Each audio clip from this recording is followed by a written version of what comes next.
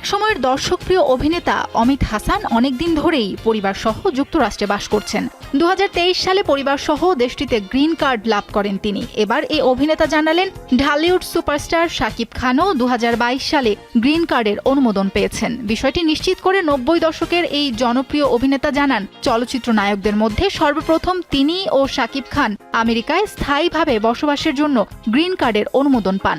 এরপর থেকে বাংলাদেশ ও আমেরিকার মধ্যে যাতায়াত করছেন নিয়মিত। জানা গেছে, শাকিব খান এর আগে একাধিকবার যুক্তরাষ্ট্রের গ্রিন কার্ডের জন্য আবেদন করলেও তা বারবার প্রত্যাখ্যাত হয়। দীর্ঘ অপেক্ষা ও প্রক্রিয়ার পর অবশেষে 2022 সালে তিনি গ্রিন কার্ডের গ্রিন সিগন্যাল পান। তবে শাকিব খান যুক্তরাষ্ট্রে স্থায়ীভাবে বসবাস করবেন কিনা সে বিষয়ে এখনও সরাসরি কোনো মন্তব্য পাওয়া যায়নি।